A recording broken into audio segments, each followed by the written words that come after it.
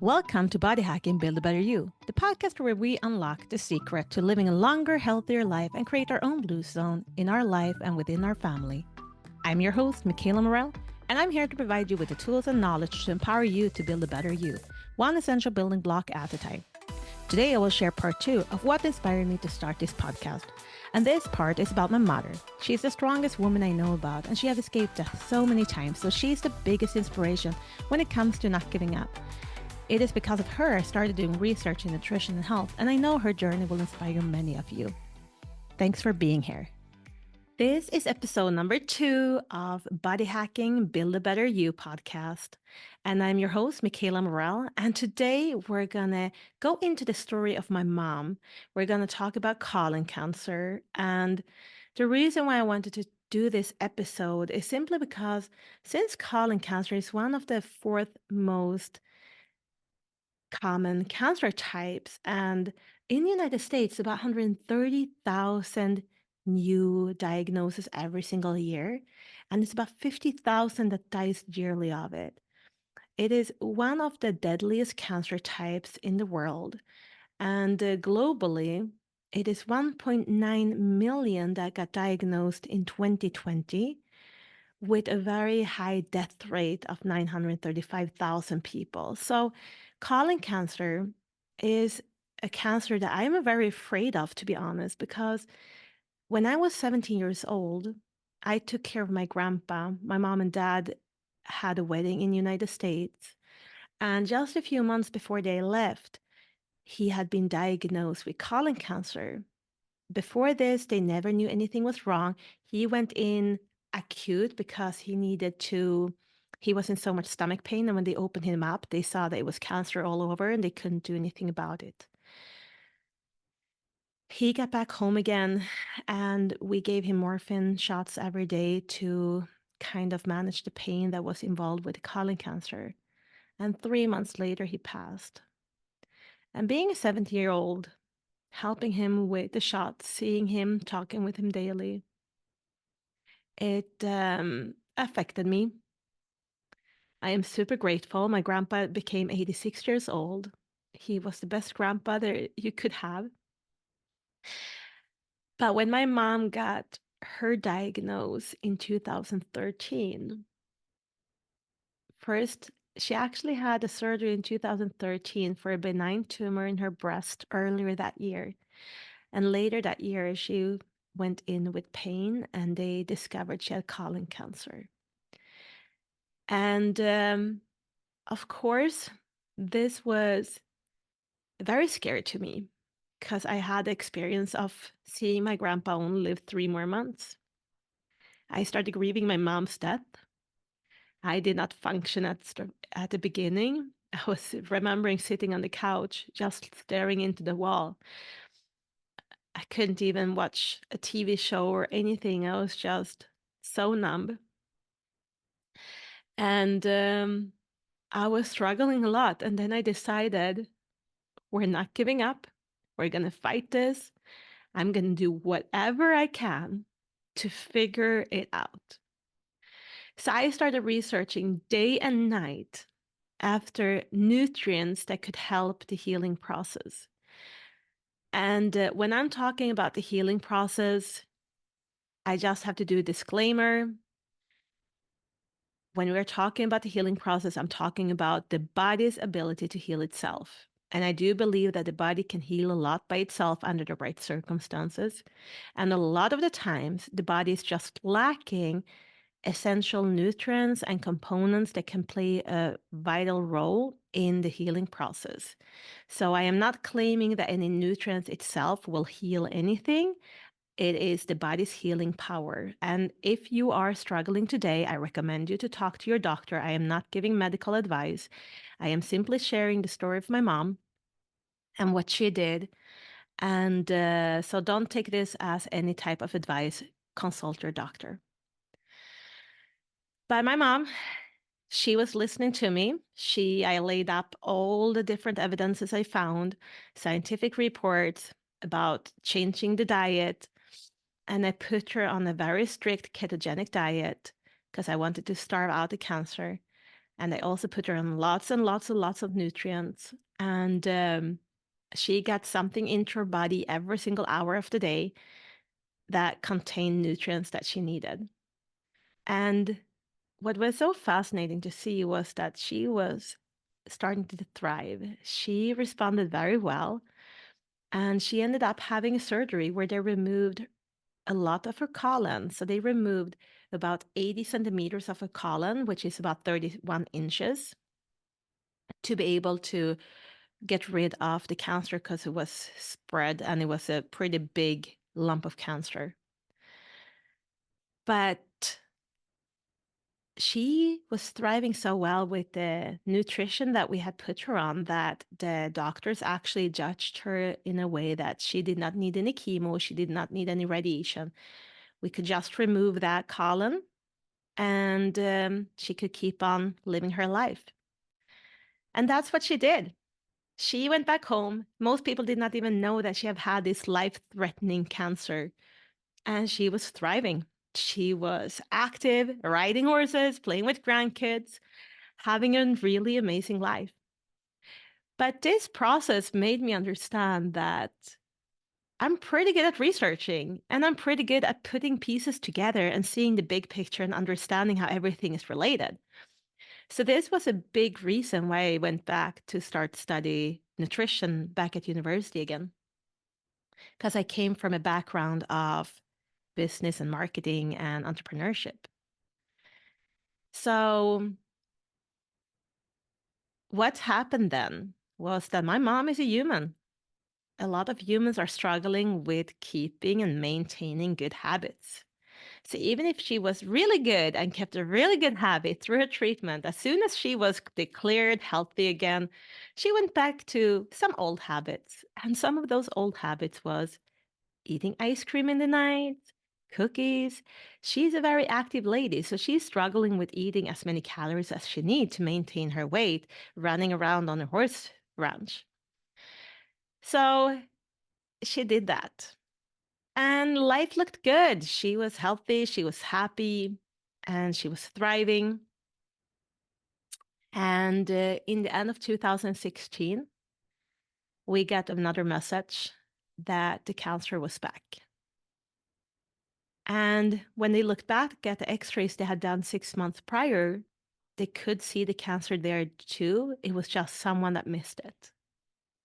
And because of the cancer being there for over 6 months, it had been spreading, and it had been spreading all over. And the doctors pretty much said there is nothing we can do. But I did not want to accept that. My mom did not want to accept that. She's a fighter. And we went back. I kept on doing even more extensive research. And I put her on an even heavier protocol. Even more nutrients, more juicing, more. And the doctor said there was nothing they could do about it because the cancer was too close to big arteries. It had spread all over. It had spread into her bones. It was all of her uterus. It was pretty much everywhere. And we asked them to just do radiation. And they did radiation locally on her belly for 5 weeks. We also did a lot of nutritional intervention from she was first diagnosed in December of 2016 until she 6 months later got another surgery. So in 6 months of 5 weeks of radiation and before and after and during, it was lots and lots of nutrients and supplementation. Her body had responded in a way where they could actually accept her to do another surgery because the cancer had been shrinking enough to be able to accepting another surgery. So I actually had my mom here visiting, and I want to take you on this journey because my mom is the most amazing woman. But seeing your parents sick and seeing them lose the color in their face Seeing them struggle, and I'm here on YouTube showing a picture of my mom right now. It's hard because your parents are your everything. And my mom is truly so amazing. She's a mom of 8 kids. I'm going to find another picture here of my siblings as adults to show. Um, but she have had a really rich life of many kids, and she have 28 or 29 grandkids now. She's so loving, vibrant, helpful. And here's another picture of me and my sisters and my mom. And a lot of these pictures I would not have been able to take unless we figured out something that was working for her. And I know a lot of people are battling hard out there. This is a very, very common cancer type. And I know because of my grandpa having it, my mom having it, I know that I am more prone to develop it. And that's why it's so important to understand epigenetics, because just because something is in your genes doesn't mean that you need to develop it. So I have been trying my best to do all the research I can to stay as healthy as possible for as long as possible. And even if I'm supposed to develop cancer sometime in the future, I'm hoping I can delay it with many, many, many years, because what we can see the real problem in the world right now is the increased levels of inflammation, the increased gut health issues that people are struggling with. Their microbiome is so poor. And those two in combination increases your risk for cancer. So if you can increase your healthy microbiome and have a better gut health and lower your levels of inflammation, we can see that the proliferation of cancer cells are reducing the risk of it. And we can also see that we can push the age limit. Because what is happening now is that if your grandparents have had it in their 80s, the next generation can have it in their 50s. The next generation can have it in their 30s, because we are all inheriting our parents' microbiome in birth. And then, because of the diet we're having today, we are feeding the bad microbiome and we are reducing the good microbiome because of our diet. And those two things, in combination with low vitamin D levels, since we are always indoors, low movement levels, because a lot of people are having jobs inside, office desk jobs. So a lot of different components are increasing our risk to develop it earlier and earlier and earlier. So what can we do to try to delay it as much as possible? And in this episode, I just want to give you a few things you should go out and research regarding colon cancer. And the first thing I want you to go out and research is type in importance of omega-6 to omega-3 ratio in your Google search. And there, a PubMed article will come up that will talk about the importance of omega-6 to omega-3 levels in your cell membrane. And it will show that when we're looking, the average was 15 to 1 pro versus anti-inflammatory building blocks in 2002. Today, it's much higher. Today, it's actually increased to 23 times too much inflammation. But if we're able to lower it down to only 2 times the inflammation, then we're actually seeing a reduction in proliferation with colon cancer. So go out, look at that research. It's very interesting. Then I want you to go to Google Scholar and type in beta 1316 glucan. And then you can type in cancer, colon cancer, breast cancer, whatever cancer you are worried about developing. Because a lot of the things that we're struggling with today is that we're having malnutrition of essentials like omega-3s that are anti-inflammatory. We're having way less beta glucans that we're naturally eating in our diet. So if we just look at those two and improve those levels, we're creating better circumstances for our body. And of course, there's a lot more out there that we can do. But I just want to give you those two things to research for today. And I hope that you are going to be intrigued because all the research is making me take extra beta glucans every single day, and especially of the strain 1316. And of course, I am balancing my omega levels. I'm going to talk more about balancing omega levels, how you can measure it, how you can correct your imbalances. And then we'll also talk about why omega 3 supplements don't work, why they're using the wrong antioxidants, why it's not breaking down correctly in our body and being utilized. So watch out for the episode on omega balance coming out. But if we're going back to my mom's story, she was diagnosed again in 2017. She was told that there was nothing she could do. She ended up being allowed to have a surgery, and even if the surgery was very extensive, she needed to remove all of her uterus. They had to cut two of her nerves going down her leg, causing her to have some nerve pain that we're managing. They needed to scrape her bones, her hip bones, because the cancer had gone in there. They had to cut off the urine tract and sew it back in place because they had to remove the cancer that was around it. And there was an 8-hour surgery that my mom had to go through. What is fascinating when you're looking at survival rates from people that have been struggling with colon cancer is that you can read about it is that if you find it early enough, it is common for people to live 5 years after. Like how many people that had the cancer and is still alive after 5 years is pretty high. But the later you find the cancer, the less risk it is, the less chance it is, I mean.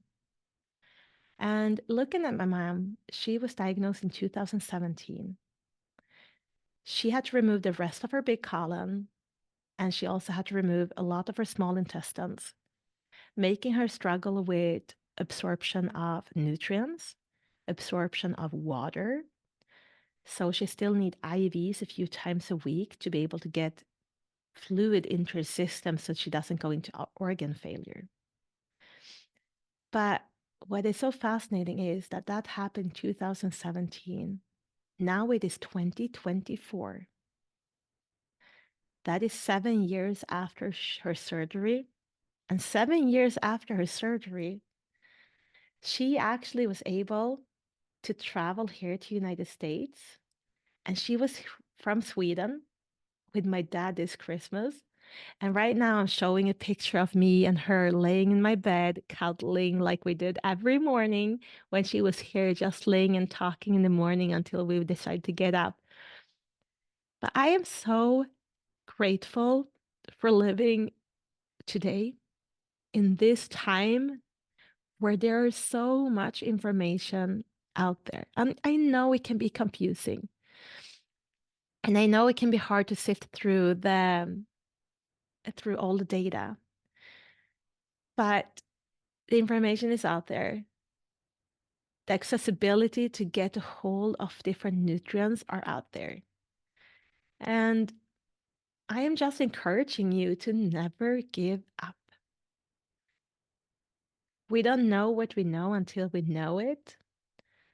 And I'm going to try to do my best to keep and educate you guys about nutrients that can benefit your health, how it can benefit it, what you need to look for, what kind of diet is the most beneficial, how things are affecting our diet very negatively that we thought was affecting it positively. Can we source food sustainable? Can we source food in a way that we can keep our family as healthy as possible? I will keep on educating every single day because I know that knowledge is power. And that's the whole reason why I decided to create this podcast, because even the day I'm gone, this is going to be able to be a data bank of information and knowledge for your grandkids to be able to listen to. So I encourage you, if this episode was helpful to you, inspired you, or or you think can give someone hope, please send them and share it with them. And then look out for the next episode. We're going to release episodes weekly. And I'm so excited for you to be on this journey with me. Body hacking, Build a Better You, is truly about creating optimal levels and optimal body function so that we can live as healthy for as long as possible.